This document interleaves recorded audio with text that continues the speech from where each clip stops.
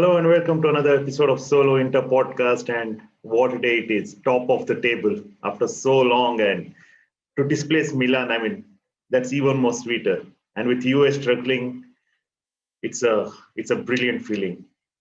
And to be honest, like the match went well, solid performance. But if I'm being really honest, I thought we will drop points yesterday. I thought Pazza Inter would show up. We are going to draw. We are going to lose. So I was totally ready to say okay, we dropped 2 points. We couldn't catch up with Milan. We did this again, but total clinical performance. And Manish, coming to you, do you think this is Conte's Inter now? Yes, Gautam, I would definitely say it has taken some time to reach on the top of the summit. I think it's week 22 to be precise. We're on the top of the summit finally. And now Conti's Inter started the show. The players are playing really well, all blending in the formation. I think it's about time. All the players mostly fit. I think except for one or two absentees, the rest all we have a full strength squad. Players are fitting more into Conti's formation. Ericsson, most of all, is fitting in formation. Perisic also amazingly well started in formation. Most importantly, I'm most pleased if you ask me is with Skriniar. Uh, he has fit in really well, tremendously well. I think our defense is now one of the best. For the last five matches, just conceded one goal. That was a deflected goal. So all in all, Conti's formation and Conti's Inter showing up, Gautam. Yeah, and sticking with you, Manish, you spoke about Skriniar. In the first half, we had like a brilliant tackle to stop the forwards. He was struggling during the initial half, and there were talks of him being sold. I think all that is put to rest now. Yes, Gautam. So Skriniar had very tough because he was always all his life he played a four-man defense, and I think for the national team he used to play into defensive midfield. So all of a sudden being a three-man defense and being in three-man defense is not easy because the amount of area you have to cover is a lot. Also the passing angles it becomes a bit tricky. And Skriniar to his defense, I think the first season we saw him starting on the left-hand side of the defense where Bastoni is playing. So that side is quite tricky, playing on the weaker foot. So Skriniar had some time, took a lot of time actually to settle in, and so did I think champions like Godin. You could see he was struggling too. So, but saying that that all is behind him, now the new Skriniar is much stronger, much refreshed, and much more aggressive than before. And he's having a wonderful, wonderful, I think, amazing performance. The last 5 or 6 matches, I would say last 10 matches, ever since Inter was conceding a lot of goals, ever since he came in the starting lineup, the three has been tremendous. Bastoni, De Vrij, and Skriniar. It's one of the best defense we have in a really long time. Yeah, Parmeshwar, coming to you, like Manish spoke about the back three. How about the combination of Barella, Brozovic, and Eriksson? With Eriksson clicking and Conte telling that, okay, this is a new Eriksson now. Now I will bet on him to do stuff. I mean, that's music to anyone's ears. Like who are like the fans were always for Eriksson. They didn't want him sold. They're like, give him a chance, give him a chance. And now he's shining. And yesterday he should have had an assist. What do you make of the sudden turnaround of Eriksson and or mid three, of Barella, Brozovic, and Eriksson? Yeah, as you said, Gautam, I remember the reputed journalist Fabrizio Biazin pointed out that, that Ericsson is like, now it's like the fact that we couldn't sell him, Conte realized that he has to make him work and he has to make him use. And of course, the people who had given up on Ericsson, they always had some doubts, but I'm glad at least I kept backing him for whatever, for what it was worth, because as you said, it's clearly showing, yeah, we can't rely on Vidal every game. Of course, Vidal and Ericsson have different characteristics, but you see right now, Vidal isn't fully fit. He's still working to get into full fitness for the Derby della Madonnina on the weekend. So you need players to step up. And Gotham, as you said, he should have had an assist. And when you think about it, players had someone like Gagliardini started. Again, no offense to him, he is someone we need off the bench, but he can't be starting these games, right? He can't make that progressive pass, that creative pass. He's good to do the dirty work of the ball. And when I remember initially when we started out with this combination of Eriksson, Barella, Brozovic in a 3-4-1-2, it never worked out. Eriksson, to Conte's point in which he said yesterday in his press conference, that Eriksson, what we see right now, the confidence in Eriksson, that was basically a result of the adaptation period he needed. Like he clearly needed it. Like you can see it. The guy, if you remember from the point he joined Inter, he didn't have a house to live in. Like the hotel he was living in was, he had to, vacate it because they needed it for COVID patients. So he was living at the club ground. So he didn't have a house. He didn't know Italian. So he wouldn't communicate with most of the team. There was only Lukaku, De Vrij who know English. So you need to consider all those factors. And the fact that right now you see Eriksen on the pitch, he's so confident, he's taking responsibility while pressing, in the defensive phase, he's winning balls. Yesterday, also, there was a moment, Gautam, I don't know if you, I don't know, like, I don't remember the time exactly, but there was this moment where Lazio were really close to the goal and Eriksen was the first person to reach the ball and he immediately cleared it. So, like, uh, Eriksen low on confidence, I don't think would have done that. Like, even if it's a simple clearance, he would have been in two minds, but you would clearly see the intent, his game overall. He was linking with Brozovic well, he's linking with Barella. And the best part yesterday for me about Eriksen was also after that first half, I think in my opinion, he was the best player in the first half. And then he had a halftime interview wherein they, asked him questions in Italian. And you can see the intent. He was really, the effort he took to speak Italian, it was actually good. Whatever he spoke was actually accurate. Although he had to repeat a few words here and there. But then you can see right now that he's enjoying himself. He's making that effort to learn Italian. And Conte said it yesterday, Eriksen, uh, in the Premier League, he had to play a different game. It was more up and down. And in Serie A, it's more tactical, but the intensity has increased. And then again, when you don't know the language, it's all to Conte's point. He clearly said Eriksen was struggling with the language, with the atmosphere. And right now, the fact that Eriksen knows the language and he knows his teammates better, it's helping him out. Everything is helping him out, and he's understanding the game better. He's to Conte's point, even Perisic, they might not be the, like say for instance, even Perisic, he might not be the left wing back we need. We all know he isn't one. But the way Eriksen and Perisic are adapting to the system, I know it has taken them a lot of time, but you need to give them this time. And the way they're adapting to it has been really good. Like you can see the intent. Like the moment the full time whistle was blown yesterday, one of the first things that came to my mind was Perisic's performance. Like I know he wasn't like the most spectacular player on the pitch, but the way he did his job, whatever he was asked to do, defensively especially, Manuel Lazzari is one of the best right wing backs in the league, barring Hakimi, and he has the speed too. There was this moment where he did beat Perisic and Handanovic had to come off the line to clear it. And kudos to Handanovic for clearing that. I mean, I thought he was gonna foul Lazzari and get himself booked, but yeah. So Perisic overall kept Lazzari silent. So kudos to Perisic. And just to come back to the midfield trio, I'm glad it's working out, because then Vidal gets the rest he needs. Vidal, we know he's not the same prime Vidal, but he's still important to this team. Then that means we don't rely a lot on Gagliardini starting matches. He can come off the bench. I know he wasn't great yesterday off the bench, but at the same time, Gagliardini, he showed why he can be useful off the bench, like he did against Fiorentina. And with Sensi, you can't rely on Sensi. Everyone knows that by this point. Like, you never know when he's injured, when he's fit. So it's good that Eriksen has stepped up, and now we even have an added option to what Conte said yesterday. There's Matthias Messina who's back. He's played a few games with the Primavera team. He's back in shape. Of course, he won't find it easy to break into the 11 immediately, even off the bench. But then it's good to have these options who are, showing willingness to play and fit to the ideas of the coach. And just to cap it off, one of my favorite moments was that when the third goal came off, Brozovic's pass and that beastly run by Lukaku for Lautaro's goal. After that goal, everyone, the unity in that group showed. That was just amazing to watch. That celebration, Conte running and jumping over the huddle. That was amazing to watch. So it shows, everyone believes in the cause. I know there is a long way to go, even if we are on top of the table. I enjoyed for the time, just after the match, but now I think it's back to focusing on the Milan derby. And like Conte said, there are 16 more finals to go. Yeah. Yeah, so and our front two are like the beast. I mean, Lukaku yesterday was unstoppable. Lautaro also was, as usual, sharp, quick, off the ball. His work rate is crazy. And Manish, coming to you again, like, do you think, were you surprised by Conte's tactics, or do you think Inter, you would expect a much more aggressive Inter against Lazio? Or were you okay with, like, okay, give the possession to Lazio, anyway, they can't break us down, we trust our defense? And there was a moment, I think, was it in the first half, where Brozovic shouted at Handanovic, at least come out sometime. when there is a cross that was played in.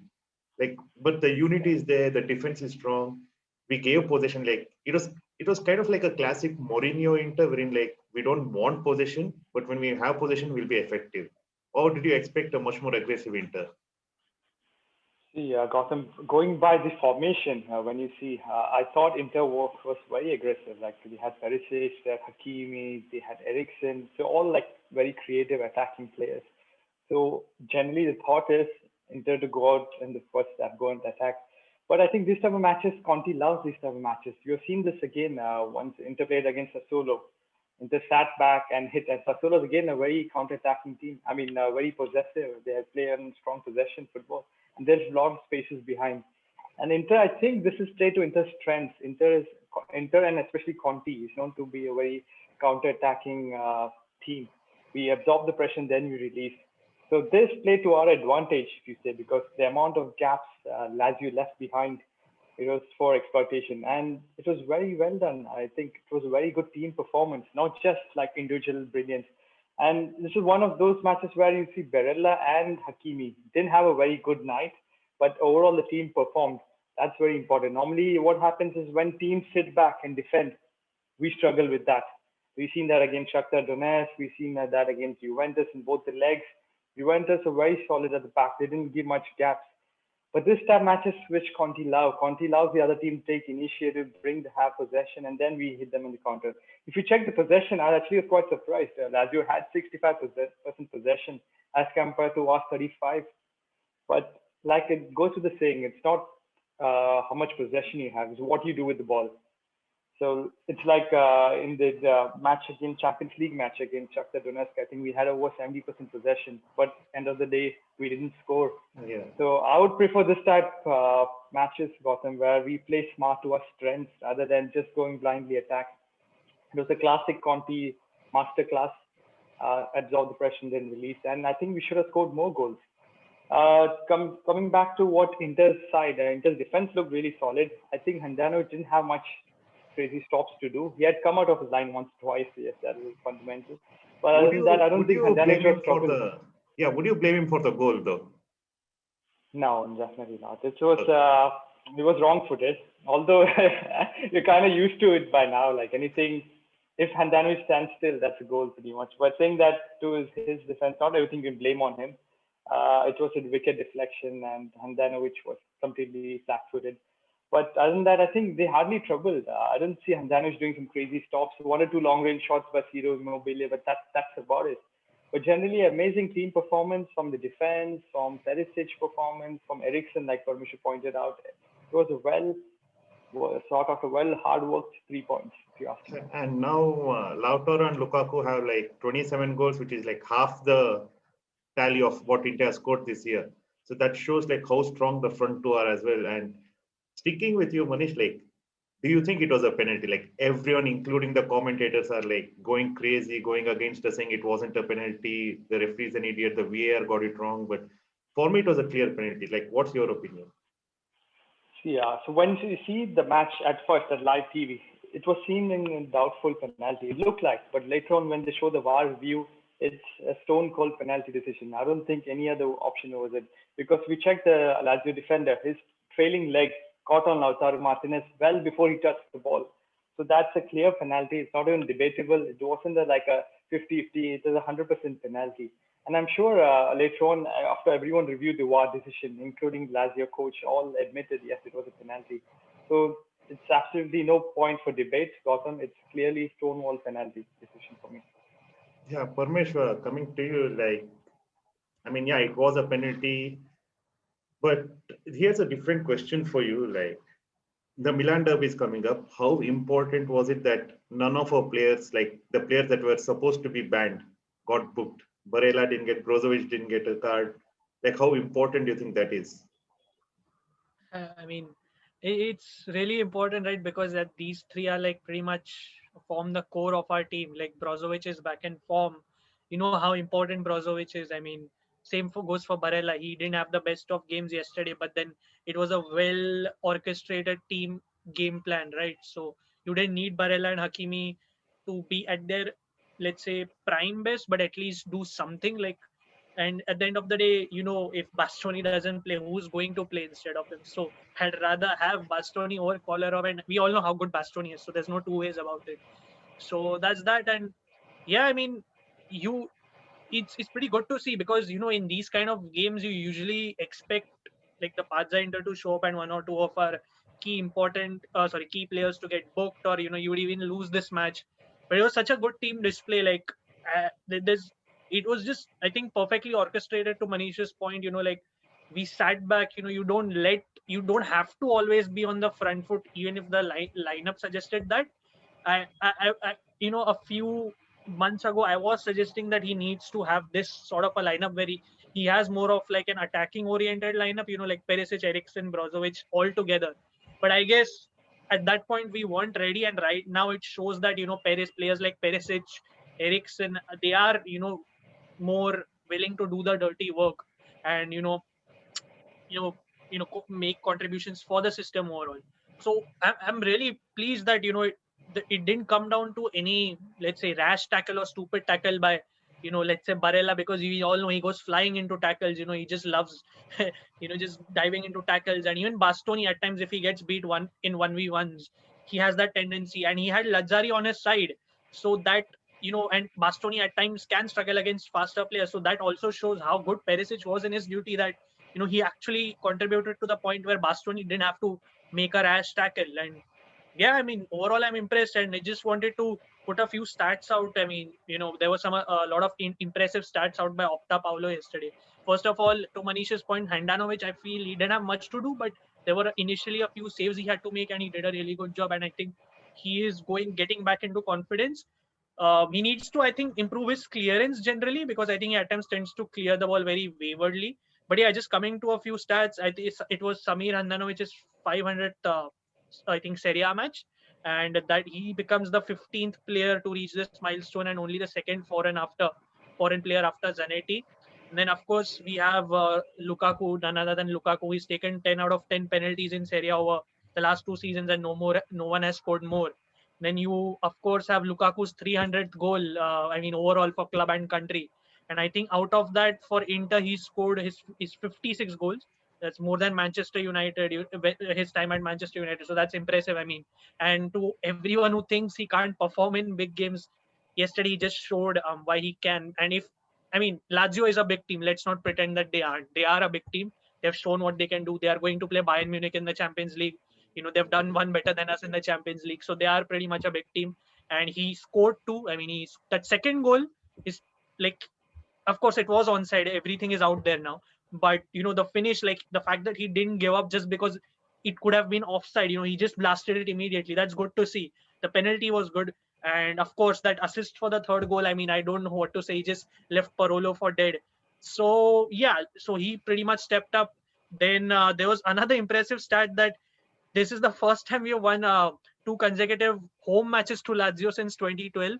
So another impressive thing, and just to cap it off, I think this is the Inter have like won their 10th game out of the 11 home games in a single top flight campaign since 2009-10. The last time we, of course, won the Scudetto. So I mean, if anyone wants to bang their hopes on that stat that we can probably win the title, then it is what it is. Let's see. I mean, hopefully we can. But yeah, those were pretty impressive stats, I guess. And yeah, overall good performance. Very happy to see how everyone played. And just to cap it off, I think I just wanted to add on Lautaro Martinez. Yesterday, I don't think he even had one shabby moment. Like, off the ball, everything, the way he moved, the way he was cutting past players, it looked so efficient.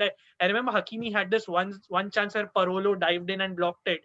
But Lautaro was showing the right presence of mind to, pass it to Hakimi. Usually you'd expect Lautaro to be so selfish, right? He just dribble past or he'll fall over. But I think he showed a good maturity yesterday, and yeah, I just hope it can continue. Yeah, I mean, it was a performance which I didn't expect. I mean, if I think most of them, at least 50% of us would have thought it would be a Pazza Inter dropping points, but it's good to see the mentality change. And Manish, coming to you, the mentality has changed, and along with that, our identity is changing as well. And the new logo is out. What do you make of the new logo? Do you think we needed it, or even initially it was like the way it came out in the news that it's going to be a drastic one? We thought it's going to be like garbage, like US logo, but this doesn't seem like there's much change at all. Like it feels Inter logo at the end of the day for me. Like, what do you make of it? So Gautam, so like end of the day, football is a brand, and Inter is a brand, global recognition brand. So yes, if I think the management's decision to change, I think it's for the good. Like Juventus had the strategy, the same way Inter also. Right now, if you check over the last 2 or 3 years, our social media following has been doubled ever since Suning came over and Suning started the Inter Media House. That is a very big moment, because before I don't think we had much social media followers. We didn't have that international appeal. But right now, ever since Suning came, they're a serious club, serious management. They brought in the right directors. We are doing strong on social media. And I think eventually this is the right step forward to change the brand logos because I think every 5 or 6 years we normally tend to do that. If you check me, I'm wearing the classic old school 2002 crest. So it's been long way from that sport logo. You can see Parmeshwar's logo compared to Yeah. mine. This is the I think 2002, 2003 Christian Vieri's jersey. This. Yeah. So saying that the new logo, Gotham, if you check, it has an I, it has an M. So it has Inter Milan, which is pretty much difficult for to understand that from the latest crest. So it is more of a branding strategy. I'm happy with it. Initially, I was quite skeptical, but seeing it over time, it generally grows it on you. It grows on you, and I'm kind of on for it. I think it's the right way forward, and it's a new futuristic emblem. So I'm cool with that, Gotham, if you ask me. Yeah, Parmeshwar, your thoughts. I mean, as Manish said, football is global now, and you need to have the global appeal. Logo happy, not mediocre. Personally, I mean, I know majority of the people have had like a meltdown and not liked it, but I liked it. Like if I had to rate it on 10, call it surprising, I'm going to give it a 9 because I have my reasons. It's not only about how it looks. I think it's strategically a very smart decision because I think it's going to be a very dynamic logo because if you see, they can, depending on what our three kits look like next season, they can always alter the colors. And especially the away kit is rumored to be black, with all these very fancy designs of orange, green, and yellow. So I'm pretty sure they'll change the color for that. The third kit is supposed to be gold, so expected to be gold. My bad. So they are going to basically tinker around with it with a lot. So and that leaves room to innovate. In term make those small adjustments and play around with the logo. And as Manish said, you can make those adjustments and it's about a global appeal. Gotham, as he's kept it up well, since Suning took over. They've brought stuff like intermedia house. You can see the numbers are out there as to how much our social media presence has grown, especially on Instagram, Twitter, and YouTube. But Instagram the most, if I'm not wrong, and even Twitter to an extent. So, these things go a long way. Juventus, their logo, people prefer their older logo. And if I had to take it from a neutral standpoint, I would also prefer their older logo. But this is, part of rebranding. This is how the modern game is right now. You have to think from a business perspective. And especially in these times, Gotham, and what I mean by these times is we haven't won a trophy in like a decade. So you have to do your bit to keep the brand afloat off the pitch. They can't stop doing their work. The players need to do their bit, and off the pitch, their things need to be done. And I know I saw a lot of people complain that the blue is too dark and all that. It doesn't look like the Inter blue. But how many times have we changed? To Manish's point, how many times have we changed our crest, and the shade of blue has changed so many times. So I don't really see the point on complaining. I think you have to. I know Suning is a financial mess right now, so people doubt them a lot as to should we trust them in this or that. But I think these things you can trust them. I don't think it's much of a big deal. And yeah, I mean, I'm pretty happy with it. I'm on board with it because just the main reason being, as I said, is the dynamism it offers. And then you can always launch a rebranded clothing line and whatnot. So then it catches people's eyes. Once you rebrand and once you're on the up, once you're doing well as we are right now, it catches people's eyes. So it is a good strategy in my opinion. And especially if Inter win the Scudetto, then that's an added bonus on top of that. More sales and whatnot in terms of merch. And I think they're expected to debut the new logo on 11th April, or 11th April it is, against Cagliari at home. Yeah. So I think let's see how it's going to look on the kit. But yeah, I think that the trademark has pretty much been registered along with the new font Yeah. of the club this thing name. So yeah, I think I'm overall pretty happy with it. I really don't see any reason to complain, especially what I this is just my perspective to cap it off, that we should, there's no point of judging anything before it's actually implemented. So let's see the off pitch results once the logo is rebranded and everything. I know, as Manish said, it will be met with a lot of skepticism and everything, but I think it's always good to give these changes a bit of chance and time, and then yeah, it'll be fine over time. I feel, yeah. Yeah, I mean, it's nice to see like Sunning going aggressive off the pitch, Conte and his coaches doing the thing on the pitch, being aggressive, not going past that, getting the results now, and looks like a new Inter is coming. And this is the actual year one of new Inter. And with new Inter, I think we need a new captain as well. With Handanovic getting old, and there are a lot of aggressive young players on the in the team right now who are candidates. You have Skriniar, you have Barella. I think Bastoni is too young, but he is a future captain material. But for me, I was thinking, is Barella too young to be a captain? We had that with Icardi, didn't work out thanks to Wanda, and now we have completely forgotten him, which is good. But do you think it should be either Lukaku or Skriniar who should get the captain's armband after Handanovic? Parmeshwaran, you first. Yeah. So yeah, I mean, Gautam, to your point, recently after Barella's, off late, I mean, not recently, for quite some time, because of Barella's top-notch performances and his attitude, to his credit, the guy has shown phenomenal attitude on the pitch. The maturity is shown, apart from a few tackles where he goes flying in and all, that's fine. But the level to which he's grown, Gautam, it's just phenomenal. People are already calling him one of the best midfielders in the world, probably the best midfielder in the Serie A. I mean, of course, it's all subjective, but yeah, I mean, in my opinion, I mean, I would love to see him as the captain. I have absolutely no problems with it, but I feel he's a bit too not young, but like I don't think he's ready. Like I don't see the full leadership qualities in him. This is my perspective. Nothing to take away from Barella and his maturity, but I think when you put it into perspective with other players on the team, as you said, Bastoni has a long way to go, so he's definitely not my captain. It wouldn't be my choice to be the captain, the next captain. But when I see the other options available, like Lukaku, we have seen. Look, I don't think I need to explain what Lukaku does off the pitch, yelling at his teammates, firing them up off the pitch, everything. So Lukaku is definitely one candidate, and for me, I think there's two more candidates at least. The other one being Milan Skriniar. Of course, the guy has fired his agent to renew with the club. He could have Yeah. easily signed for a Barcelona or Manchester City long ago. And the way he's adapted to the role, he understands Conte's demands. I remember him saying that during the Europa League final when he was benched, he didn't like it, but he knew that it was from a tactical standpoint. So he understands all this, and he's shown the maturity. Even just not to delve into the spat between Ibra and Lukaku when they had that argument, Skriniar was actually the one showing maturity and trying to calm everyone down, the first one to take charge at least. Whereas Vidal on the other hand was actually trying to instigate things. So Vidal is definitely not my choice for a captain. But yeah, so I think Skriniar has that maturity about him, and I think he is definitely one of my choices. On the other hand, if I had to pick one more, I think I would go with De Vrij, because I know he's not much of like a person who screams or yells or anything.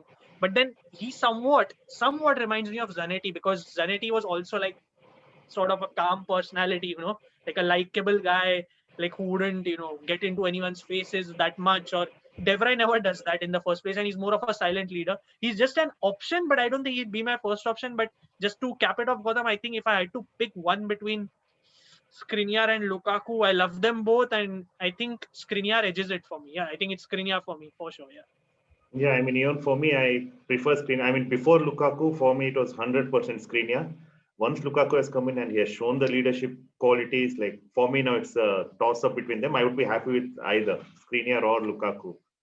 Manish, coming to you, like, who do you think will be the right choice? I mean, it has to be a personality. I know how much you don't like Handanovic because he's too silent and he doesn't give out that aggression. I mean, with this new team, with Barella and Brozovic and Bastoni, the people who express themselves, I think we need a leader who expresses himself as well. So, who do you think should be the captain? Definitely. Like you pointed it out, we need a leader who's vocal. We need a leader who, like you said, commands respect. So for that very reason, I think Barella is up for the running, but I don't think yet. I would think a season or two more. Definitely, Barella's Italian, one thing, and second thing is why each and every match he gives us 100%. That is important in a captain. He should be a role model. So for that reason, I would say Barella to be like not this season, maybe next future captain. Right now, Parmesh pointed out two right candidates. One is Lukaku and the other one is Skriniar. Lukaku seems to have all the qualities, all the experience. He, although he's quite young, but is on his late 20s, but he has played for a lot of other clubs. He has that experience. He has that appeal. People know Lukaku. So that is one good point. The second hand, Skriniar. Skriniar again, each and every performance he's giving his best 100%. He doesn't have a off or dull match ever since we've seen the new Skriniar. But thinking about the long-term perspective, for some reason, I have a feeling Lukaku won't stay at the club for very long. There might be a big bid for Man City or a big bid for Barcelona. And now that Barcelona's in financial crisis. But I think Lukaku won't stay in the club for long. I hope I'm wrong, but if I think Man City gives a bid of like 150 or 200 million, Inter would accept it with two hands. So for that very reason, I would think Skriniar is the right captain. Skriniar is in the defender. He is showing the aggression, showing the grinta. It reminds me more of a young Cellini, like you just go like crazy at going into challenges and stuff. So for that pick, Gotham Skriniar would be my captain. Nice. And just Also, to, also, I just like to add something, Gautam. Sorry, I mean, yeah, sorry yeah. to intervene, but to your to Manish's point that Skriniar is my captain too. I mean, I don't trust the Man City rumors about Lukaku and all. I don't think the club will give up on him so easily because he is, of course, the reason why we are battling. What the majority of, at least most of the reason why we are battling for the Scudetto. He scores all the goals and everything. But yeah, I think if Skriniar is the captain, you can always have Lukaku as the vice captain. I mean, that's pretty much there. And you need see the combination of these two. I think will reap a lot of benefits because you can always have Skriniar being a normal leader, a proper leader, but then you have Lukaku to cater to everyone off the pitch as well because the guy speaks 8 or 9 languages, eight if I'm not wrong. So he's there for everyone. He's there for Ericsson. He can speak English. He's there for every other, and he's there for the future players that come in. So you have Lukaku helping someone settle in. And of course Skriniar and Lukaku, and the given that the unity of the squad is really good. So you can expect Skriniar and Lukaku to coexist pretty well. It's not like Icardi and Brozovic, wherein one was the captain, one was the vice captain, and they never got along. So it's nowhere close to being that, right? So there's a completely different dynamic. One guy who can focus on the let's say on pitch dynamics, and the other one who can actually focus on the pitch or on pitch stuff and off the pitch, helping everyone gel in because we know how nice of a guy Lukaku is.